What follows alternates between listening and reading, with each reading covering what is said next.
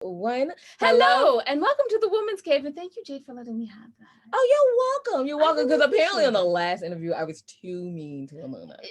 She was not that mean. It was so mean, it was funny. Oh, Right. she And couldn't have then, meant it. I mean, obviously I didn't mean it, but it was still like, people were like, ooh, that's harsh. And I was like, No, that was our co-host, but she's very nice. I was like, oh, snap. Because you know how you forget, like with your best friend, like you kid around with your best friend Yeah. all the time. And like you say it and you know that they know that you don't really mean it. And then you're like, oh, wait, but the world doesn't know that. Exactly. I don't mean it. I didn't mean it, y'all.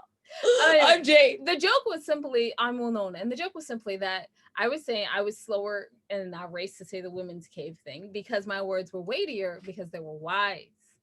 And they were they were weighty. And she was like, "Oh, so your words are old and fat." And even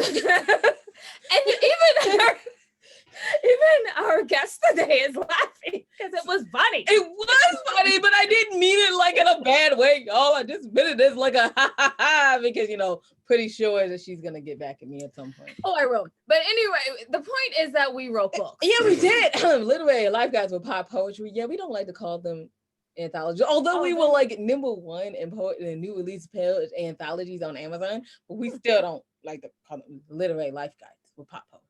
Right? So I guess I should say that book that was #1 and still currently on the top 20 on the new releases is The Women's Cave and Other Pop Poems, a Misfit Guide. So you can check that out. You can check out the And I Thought, some of the And I Thought series. And I Thought Divorce Was Better with Other Life Lessons. And I Thought Being Grown Up Was Easy. And I Thought I Did My Journey Alone. And then, we're going to round it out with the one that's only available on Barnes and Noble. If Only I Were Me. Can we do this one today? Yes. All right. And we also have magazines, as y'all should know, right? Or don't know. Who knows? You might be just popping in for the first time. That would be great. 25 Hottest Indie Authors, Artists, and Advocate magazine. And the And I Thought Literary magazine. All right, y'all. And like a bazillion different podcasts. Because, you left creators in the house for 7 months. So we did what we always do. Create more. So you find out everything your ladies are doing on www.andwethought.com. Oh, but you're not here to hear about us. By the way, Jade, remind me, at the end of this, I want to make an announcement. You're not here to hear about us. You're here to hear about our wonderful guests. Wonderful guests. Would you like to introduce yourself? Sure. Hi, everybody. My name is Mary Helen Sherrif, and I am the author of Boop and Eve's Road Trip, also behind me. I live in Richmond, Virginia, and I have 2 kids and a husband and 2 cats. And I worked for most of my career as a teacher, most recently tutoring dyslexic kids. But about a year and a half ago, I decided I was going to try to make my dream come true and give it everything. So, and last month, August 6th, my book came out. It's my debut novel, and I'm pretty excited. Oh, we're pretty excited for you. Like that's amazing. I'm sad that you got stuck with this year. I know for your debut. Not how I pictured it. yeah, you pictured like the book signing and like 50 billion people and no yeah. 50 billion people. And I just want to say I am slightly jealous because you're in Richmond, Virginia, and that's where the good food is. That's where good food is. There is good food here. You guys have been to visit? Oh yeah. We're from Annapolis, Maryland. So okay, not too far. So yeah, it's not far. And it was make like 2 or 3 times a year. We go to Richmond 4 times a year just to like eat and hang out and chill and like go around and good wineries. What she's not saying is we're on the road 26 to 35 weeks out of the year. And the weeks we're not on the road, sometimes we need a break. So we go run to Richmond. It's so bad that we actually know the names of all the personnel that are in the hotel that we stay at. Which hotel do you stay at? Oh, what is it? We stay at a Hilton, not too far from like every place we want to go. And yeah, so we have we love like going and hanging out and eating food and chilling, and we really never have plans. We just show up. But yeah. So what do you do in Richmond for fun? What do I do? Well, not 2020, but 2019. Yeah. I also enjoy eating out. My husband and I love to go to restaurants and try out new foods. And you mentioned wineries. There are tons within like an hour and a half of Richmond. So that's fun for either like a little, overnight stay or just for the afternoon if you can find someone to drive. And I enjoy doing mostly normal kinds of things. I do like traveling as well, but not lately. It's sort of stuck. But I look forward to vaccines getting approved and everyone getting healthy and life returning to some semblance of normal in a couple months. Okay, so what Jay never told us, what she didn't tell you before, is if you start talking about cocktails, food, or travel, we will go down a rabbit hole. And so we just did food, and you just said travel. So beep beep, we're going down the rabbit hole. Yeah, here we go. Here we go. Where do you want to travel to as soon as this is over? Well, next summer we planned quite a few vacations. So the first one is not too far away. We're going to take the kids to Great Wolf Lodge. I don't know if you guys have ever been there, but my children love it. My son says he's getting married there. And then we are planning to go to Jackson Hole, Wyoming, and nice. Love Wyoming. And do the national parks and all that kind of stuff. We were supposed to go last summer. Didn't happen. And then we always go to a place called Sunset Beach, which is in North Carolina and is also in the book. And we stay there for a week at the beach, and it's like one of those kind of big family reunions where a bunch of us rent cottages and we have like 100 people show up and stay in all different cottages. And normally, you know, we have parties, lots of nights and things like that. Last summer was sort of weird, but and then we're also going to go to Disney World. Wow. All right. So you have like a whole thing. Yeah. So it's like, I'm going to try. We caught going last summer and this summer. Yeah. Make it one mega amazing summer. Yeah, absolutely. I'm 110% behind that. Like, yeah. Okay. I'm going to try to do a segue, y'all. So here it goes. We don't really do them on this show. So no, we don't. So here it goes. So the book that you've written, would you classify it as a beach vacation read? Absolutely. High five on that one, right? It was a good segue. Why? Woo! For a couple of reasons. One is it's a lot of the book is set at a beach. Some of it is they go on a road trip and they start in Florida. So she's in Eve is at a college that's a fake college because she doesn't like it. So I didn't want to talk badly about any real college. So it's a fake college in Florida. And so it's like kind of a surfer town, and she get that kind of vibe. And she doesn't really fit into that. And then they do go to Sunset Beach later on. And that's kind of where like a lot of the climactic stuff occurs at that beach. So definitely has a beach. And then also like the book deals with a lot of serious, meaningful things, but it's also an easy read, like a quick read, and it is filled with hope and ends happily. So it's a kind of book you could easily read at a beach and it wouldn't ruin your vacation because it has a happy ending. Fabulous. Oh, I love that. We need you to say the book title one more time. Boop and Eve's Road Trip. Oh, I just love a book about a road trip. Yes. I mean, you guys are about to go. Are you going on a road trip with the Jackson, Wyoming, like driving across? No, we're going to fly. We were initially going to do the drive, but that's a long drive with kids, and husband would have to take off even longer from work. So we're going to fly. You can literally get from where you are to Seattle, Washington in 2.5 days. Winona while spending the night at hotels. But we didn't do anyway. Anyway, moving on, because we're about to go into a whole other thing. So when you were writing, what was the biggest challenge for you writing the book? So a couple different things. One, like on an emotional level, Boop is kind of inspired by my grandma. Boop is her own character and her own story, and this is not a true story. But because she's inspired by my grandma, there was some time that I spent sort of worried about how my mom and my aunts and people who knew my grandmother were going to respond to some of the history of Boop that she shares with my mom. Luckily, they have all been gracious and supportive of it. So that's been a nice relief. But while I was writing it, before I showed it to them, before I was ready, that was something that kind of weighed on me to make sure that I did it in a way that would be healing and not bring people down. So that was one thing. And then like on a more logistical level, I was a few drafts in, thought I was done, sent it to some agents, was getting rejections, went to a conference where I got to sit down for like 20 minutes with 3 different agents, which you almost never get to do. And they all agreed and gave me the same feedback, which was that I needed to make it not first person, but third person. I needed to make it set contemporary. It was set in the 90s, and they were like, that's not really historical and it's not contemporary. So it makes it kind of a weird place. And that I needed to be less of a character-driven story and more plot-driven. Anyway, you two write, you know, that's a massive, massive rewrite. That's like writing the whole book over again. So took a long time to get this sucker ready. I do think it's better for all that feedback. I'm really happy that I got the feedback and that I made those changes. I think it makes for a much better book.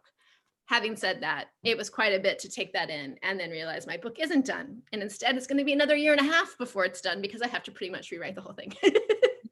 Yeah. And the amount of work. And how did you overcome that, right? Because to do all of this work and put in all your heart and soul and tears and sweat and late nights to have someone tell you, actually, you kind of just strip away like 85% of your stuff and then just keep 15% and then put it back. How did you overcome that? I mean, because it had to be some point where you were like, are you serious right now? Oh yeah. I mean, I came home and it was probably 3 months before I could even touch it because I was just, essentially devastated because I thought I had written the book, like it was going to be the one. So after about 2.5, 3 months, I said, okay, you know what? I'm going to try this with just one chapter. And I'm going to see whether I think it actually is a good idea or not. Because I still hadn't bought into it, right? Like I still was kind of like, I don't know if you people even know what you're talking about. So I did it with a chapter. And I thought, gosh, that is better. And then I did it with another chapter and and it was like, as I started working on it and I was only committing to a little bit at a time, I realized that the advice was really good advice and that I should do it. This was my dream. This book was really important to me on a personal level and I just didn't want to give it up. I felt like there are messages in here that people need to read. Eve is struggling with depression. A lot of people have issues around that. And I thought it was important to write a book about someone struggling with depression that didn't end horribly, which many of them do, right? Like a lot of times people write about depression and it's like this sad, way down book. And I wanted to make it real, but I also wanted to make there be joy and hope in the book so that perhaps people who are reading it would feel like they have a shot at getting out of that dark place. Yes, absolutely. Yeah. I absolutely agree. Soapbox? No. Soapbox? Okay. I'm not gonna get on the soapbox. I was just gonna say that I absolutely agree that people need to know that there's light at the end of the tunnel, even if your tunnel is dark a lot of times. Right. There's light at the end of the tunnel. Right. Oh, yeah. Those cracks. No, it's not known as cracks. Well, no, it's known as light at the end of the tunnel. So, I did want to ask you about, since you are one of the debut authors in 2020, it's kind of a hard year to get your book out there and noticed and purchased and into the hands of consumers. So I believe that you and a few other ladies have started an interesting way of doing this. Yeah, so I ended up joining forces with a couple other authors who also, well, there were 4 of us. 3 of us had books coming out this fall. The other one was going to and has since then pushed it to spring. Maybe a wise lady. But we joined forces. We all live in Richmond, Virginia area, so we're local to each other. And then, but we created a Facebook group. It's called Bookish Road Trip. And basically it's a place for readers to come and talk about books and travel and where the two meet. That often happens, but not always. But it was crazy. We started it in August and it was just an idea. Hey, maybe this is a way we can connect with readers and meet some new people or whatever. And I mean, within 2 weeks, we had 500 people join. It took off amazingly. The people who our On Bookish road trip it's just been the most lovely community of warm people who very uplifting. There's no politics talk. There's no angst. It's just people like being excited about books and remembering old travels, looking forward to new ones, and sharing those with each other. And it's just been a really surprisingly uplifting place on the internet to gather. And I feel like I've even made friends with some people, which I always think is weird when you make friends with people online. But it's been really neat. So that was kind of our idea, and it's brought more joy than I could have ever anticipated. Oh, it That's sounds fun. amazing. Those are two things that make you just like breathe and take a moment and be uplifted. Reading a nice book, because when it ends, you still think about them and like, why was there not more to the story? And talking to someone else about anything involving the book, you're like, thank you, someone else gets it. Right. And then and travel, it's just like sharing a different Experience. sharing an experience with someone else that normally your experience ends out well, because when it doesn't end up well, Then you share that experience too, share and that maybe experience. Someone you'll still just laugh about it. Yeah. Maybe, hopefully. Don't you think that's the fun thing about traveling is like when things go wrong, you think, well, at least I have a good story. Right. Oh my goodness. Right. It's so true. But I think about that in my regular life, hence why we write the misfit guides. We have nothing but a lot of good stories. We have nothing like but a lot of good stories. And I will share one now that we're probably gonna write about later. So during this pandemic, would you mind? Your interview. It's your interview. Oh, good. Okay, so during this pandemic, of course, no one is going into the bank, right? Because we don't have any time for that. So you go to the ATM, and literally the moment I put my card in, the ATM is like, we no longer work and we will not give back your card. Yeah. And we had just gotten like royalties. So here I am being like, oh, crap. What am I supposed to do now? It ate my business account card. Yeah. Oh, all right. Well, I'll just wait here and see if it comes back on. No, it didn't. So of course, then like fast forward, I have to like call the bank and be like, no, it's truly me. I just would like my card back, please, or simply the card so I can like the business can continue to do stuff.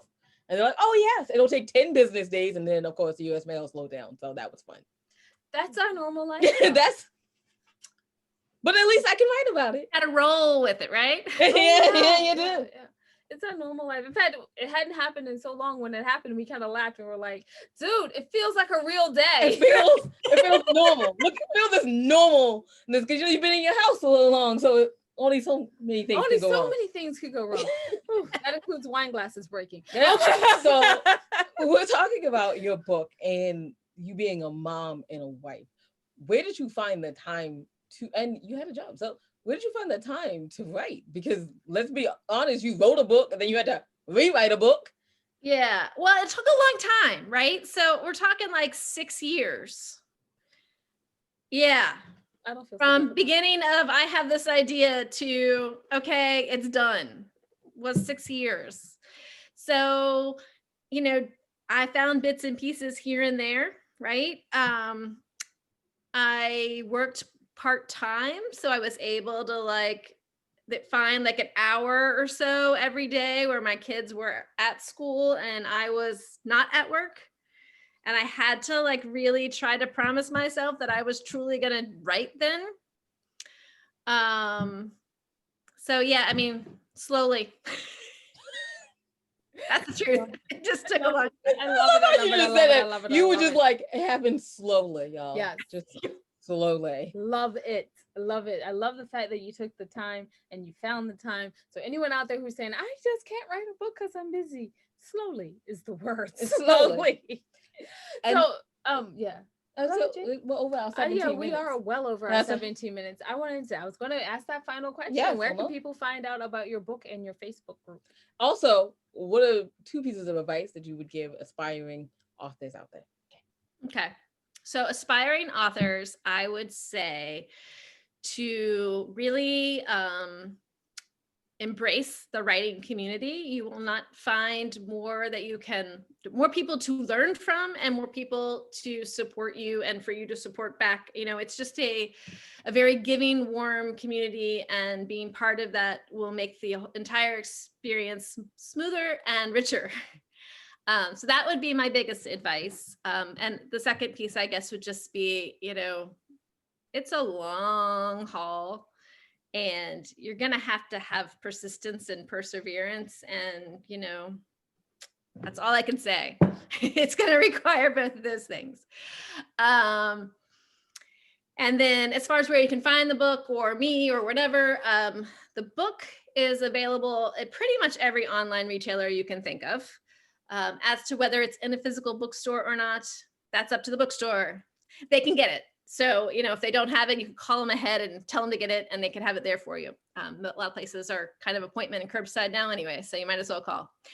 And I do have a website, which is maryhelensherrif.com, and that's 1 R and 2 Fs, just like the policeman.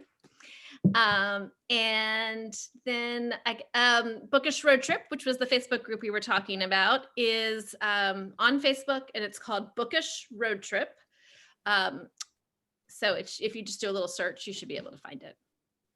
Fabulous. Thank you so much for taking the time to come on today. Really appreciate it. And I guess I'll go ahead and wrap this up. You can find out everything your ladies are doing on www.andwethought.com. While you're there, check out the homepage that we probably will be renovating again. But while you can look at our new podcast, which is the Lady Tale podcast. And Winona, my announcement: we will soon have a board game based off of our books. Yeah, so that's coming soon. Because you left creatives in their house for a very long time. Just in case you were like, we do great when they're doing it. In case you got bored with like, oh, they only have necklaces and clothing. Now we're gonna have a board game. Yeah, there you go. Something for everyone. That's great, right? Something for everyone. But more importantly than all of that, if you could go to the ladies tab, go down to the middle and see the charities that we probably support. Maybe you can support them also. And if you can't, that's okay. If maybe you can add them on social media or send them a nice email and say, thank you for doing this wonderful work in the world. We all need encouragement, including the narcissist Winona. I do. I need so much encouragement. She really doesn't, but sure, we'll go with it. And just remember, y'all, that wisdom is all around you if you're open to finding it and accepting it. So peace and love, you guys, from Winona and Jade. Oh yeah, thanks for listening.